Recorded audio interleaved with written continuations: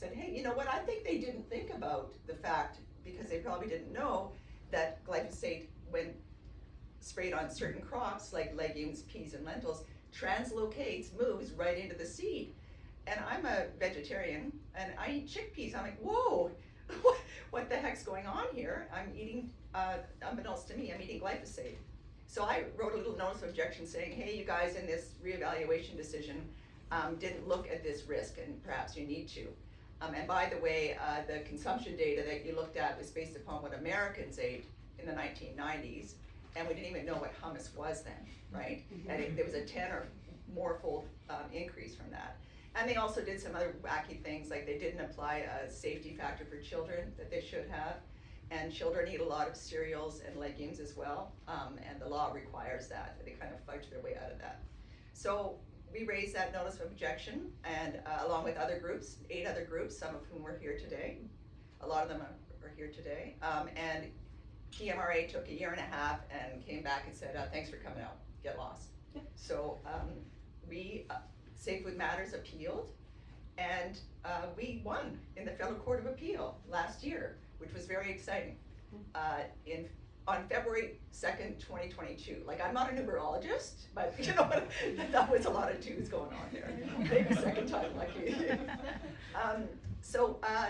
And what the finding of the Federal Court of Appeal was hey, PMRA, you guys need to look at this objection written in 2017 for a second time, and don't just dial it in, give us some real reasons. And they provided some guidance to PMRA, and this guidance is part of the judgment at the Federal Court of Appeal, and they provided this guidance to avoid the endless merry-go-round of groups like ours needing to sue again, and then here we go again, oh, we go sent back, okay, here we go again.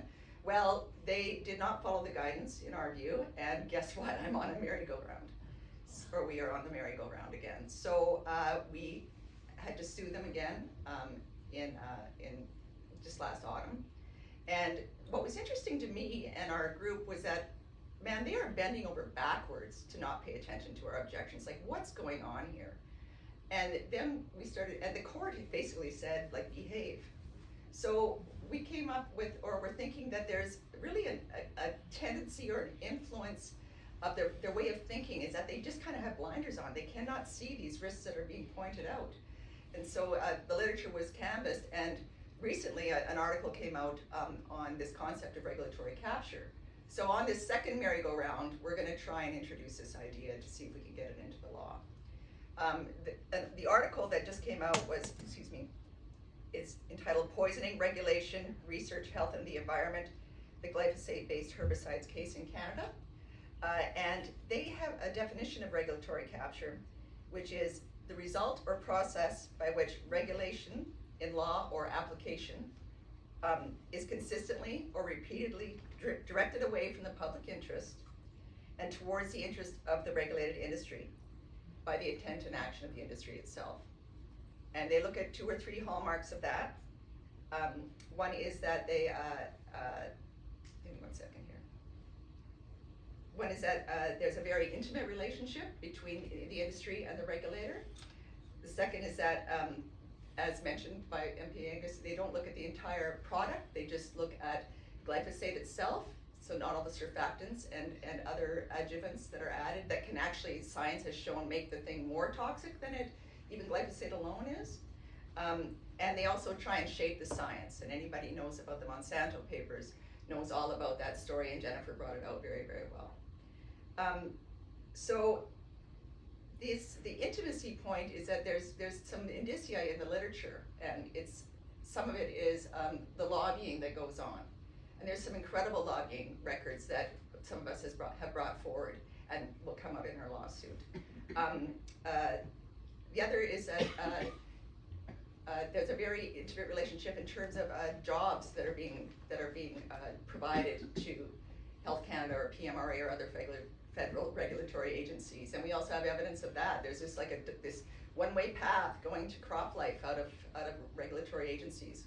CropLife, as you may know, is an industry lobby group for Monsanto and Syngenta, and well, Monsanto now Bayer.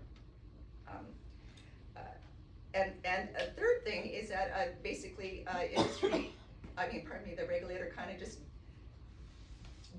the industry says jump and the regulator goes, how high? And that's kind of what happened with the MRL situation that happened in the spring of 2021. It became revealed that Monsanto Bayer had asked for this increase in the maximum residue limits of these key crops, lentils, beans and peas. And then they were just chugging along doing it, and issued this consultation statement, and the ministers didn't even know about it.